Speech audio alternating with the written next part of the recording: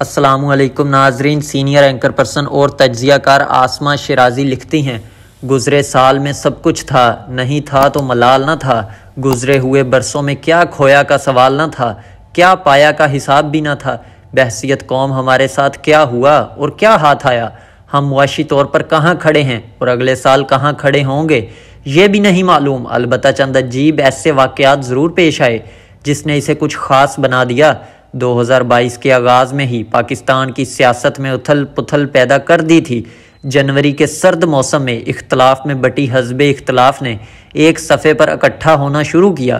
تقسیم کی سیاست خیر آباد ہوئی تو اعتماد بڑھا اور یوں حزب اختلاف نے عمران خان کے خلاف عدم اعتماد کی تحریک لے آئی۔ عمران خان کے 3 سالہ دور حکمرانی سے اکتائی ہوئی اسٹیبلشمنٹ اپنا بوجھ اتارنے کی کوشش کرتی عسکری اشرافیہ اور غیر سیاسی ہونے کا اشارہ دے چکی تھی، تو سیاسی جماعتوں نے ہاتھ آئے موقع کو غنیمت جانا اور طاق کر نشانہ لگایا۔ پاکستان کی تاریخ میں پہلی بار آئینی طریقے سے حکومت ختم ہوئی، حزب اختلاف حامل اقتدار ہوئی، مگر انتقال اقتدار کا کٹھن مرحلہ پاکستان کی تاریخ کا ناقابل فراموش باب بن گیا۔ ملک کی اعلیٰ عدالت نے صدر، وزیر اعظم اور سابق ڈپٹی اسپیکر قاسم سوری کے اسمبلی توڑنے کے عمل کو غیر آئینی قرار دیا اور سپریم کورٹ کے فیصلے کی روشنی میں اقتدار شہباز شریف کو منتقل ہوا۔ طویل ڈرامائی صورتحال شاید ہی کبھی سیاست میں رہی ہو جو سال 2022 کے حصے میں آئی۔ سائفر کہانی، امریکی سازش اور اسٹیبلشمنٹ مخالف بیانیاں بند گلیوں سے گزرتا ہوا باجوہ مخالف مہم پر منتمج ہوا، یعنی خاک وہیں پہنچی جہاں سے خمیر اٹھایا گیا۔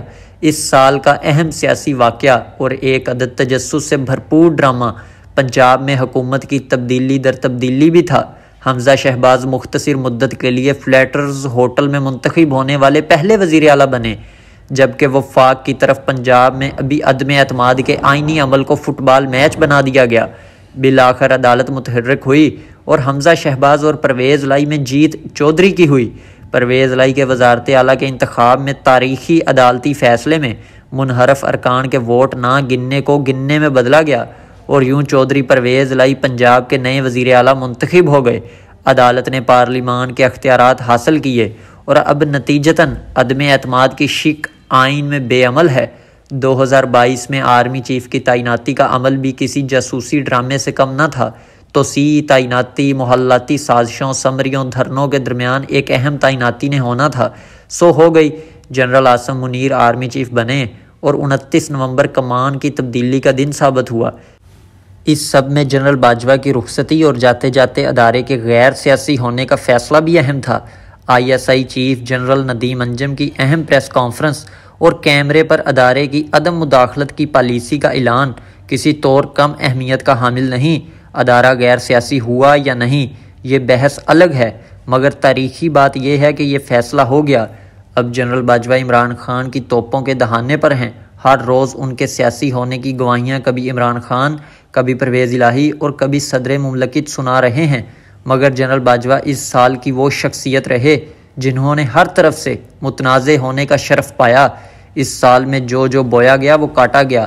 البتہ سب سے زیادہ اگر کوئی کامیاب ہوا اور اگلے سال بھی امکانات انہی کے ہیں تو ان کا نام ہے چودھری پرویز الہی۔ چودھری صاحب 10 ووٹوں کے ساتھ سب سے بڑے صوبے کے وزیر اعلیٰ بنے اور اکثریتی جماعت ان کے ہاتھوں بے بس ہے۔ وہی جماعت تحریک انصاف ہے جس نے چودھری پرویز الہی کو پنجاب کا سب سے بڑا ڈاکو قرار دیا تھا، لیکن آج اسی چودھری پرویز الہی کے سامنے بے بس ہے اور 10 ووٹوں والے پرویز الہی کو سب سے بڑے صوبے پنجاب کا وزیر اعلیٰ بنائے بیٹھے ہیں۔ عدالت ان سے آگے چلتی ہے اور تحریک انصاف ان کے پیچھے۔